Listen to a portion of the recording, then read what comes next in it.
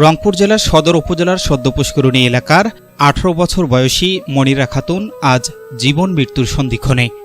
যে বয়সে পরিবারের পাশে দাঁড়িয়ে মা বাবার কাজে সহযোগিতা করার কথা, সে বয়সেই তাকে লড়তে হচ্ছে কঠিন রোগের সঙ্গে। কিডনি অকেজো হয়ে যাওয়ায় বর্তমানে তিনি রংপুর সরকারি মেডিকেল কলেজ হাসপাতালে চিকিৎসাধীন রয়েছেন। পরিবার সূত্রে জানা যায়, প্রায় ১.৫ মাস আগে বিভিন্ন পরীক্ষা নিরীক্ষার মাধ্যমে মনিরার ২টি কিডনি বিকল হয়ে গেছে বলে নিশ্চিত হন চিকিৎসকরা।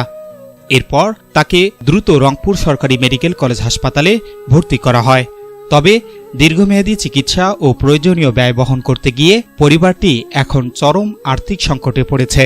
মনিরার বড় ভাই মতিউর রহমান মতি, যিনি একজন সাংবাদিক ও ফুটবল কোচ হিসেবে দীর্ঘদিন ধরে দায়িত্ব পালন করে আসছেন, জানান পারিবারিক আর্থিক অসচ্ছলতার কারণে বোনের চিকিৎসার ব্যয়ভার বহন করা তার পক্ষে প্রায় অসম্ভব হয়ে পড়েছে। তিনি সরকারের পাশাপাশি সমাজের বিত্তবান ব্যক্তি ও মানবিক সংগঠনগুলোর সহযোগিতা কামনা করেছেন। আমার রোগী ছোট বোন মনিরা বিগত আজকে ১ মাস ধরেই অনেক কিডনি রোগে ভুগছেন। আর এই রোগটি আগে নির্ণয় হয় নাই, আর সেরকমভাবে আমরা জানতেও পারি নাই।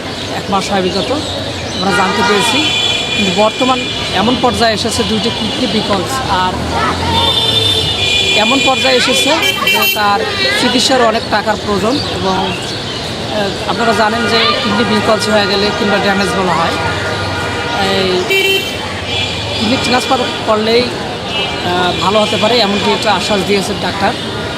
তাছাড়া কোনো প্রকার সম্ভব না। ডায়ালিসিস বর্তমান ডায়ালিসিস চলতেছে, ডায়ালিসিসের মাধ্যমেই বর্তমান ভালো আছে। 1 দিন পর 2 দিন পর 3 দিন পর ডায়ালিসিস হচ্ছে।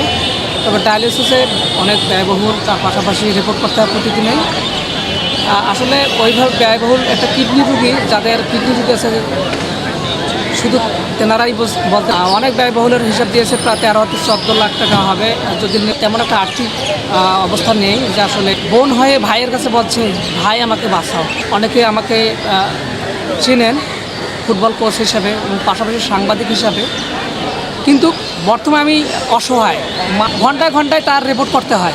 আমি চাই সরকারের কাছে যে এই ধরনের যে কোনো রোগী আছে তাদের প্রতি একটু সুদৃষ্টি দিয়ে তাকে তাদের চিকিৎসার একটু সহযোগিতা হলেই তারা হয়তোবা পরিবারটা হয়তোবা বেঁচে যাবে। চিকিৎসকরা জানিয়েছেন, মনিরাকে সুস্থ করে তুলতে কিডনি প্রতিস্থাপন কিংবা উন্নত চিকিৎসার প্রয়োজন হতে পারে। এজন্য আনুমানিক 13 থেকে 14 লাখ টাকা ব্যয় হতে পারে।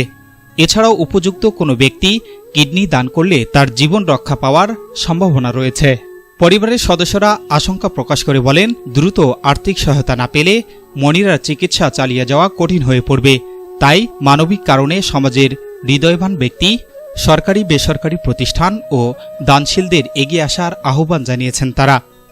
18 বছরের একটি তরুণ প্রাণকে বাঁচাতে এখন প্রয়োজন সবার আন্তরিক সহযোগিতা ও সহমর্মিতা। আমি অবস্থান করছি রংপুর সরকারি মেডিকেল কলেজ হাসপাতালে। যে 18 বছর বয়সী মনিরা আজ তার সাংসারিক জীবন কিংবা বাস্তব জীবনে তিনি খেলাধুলা করার কথা কিংবা সুস্থ স্বাভাবিক অবস্থায় কিন্তু জীবনযাপন করার কথা, অথচ বাস্তবতা হচ্ছে তার 2 কিডনি ড্যামেজ বা অকেজো হওয়াতে কিন্তু আজকে মেডিকেলের বিছানায় শুয়ে তিনি কাতরাচ্ছেন।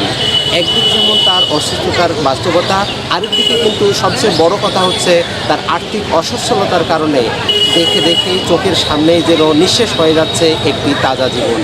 কাজেই আর্থিক অসচ্ছলতার কারণে যেহেতু তিনি তেমনভাবে চিকিৎসা করাতে পারছেন না, তাই তার স্বজন এবং আত্মীয়দের দাবি, যদি এ ব্যাপারে সরকার সুদৃষ্টি জ্ঞাপন করে কিংবা যারা কিডনি রোগী বা কিডনি রোগে যারা আক্রান্ত তাদের বিষয়ে সরকার যদি কিছুটা ভ্রুক্ষেপ প্রদান করে কিংবা আর্থিক সহযোগিতা প্রদান করে, তবে হয়তোবা এই নিঃশেষ হওয়া জীবন থেকে আশার আলো দেখতে পারে মনিরার মতো আরও অনেক রোগী। Nazrul Islam, MK television. S Rahman, news desk, MK television.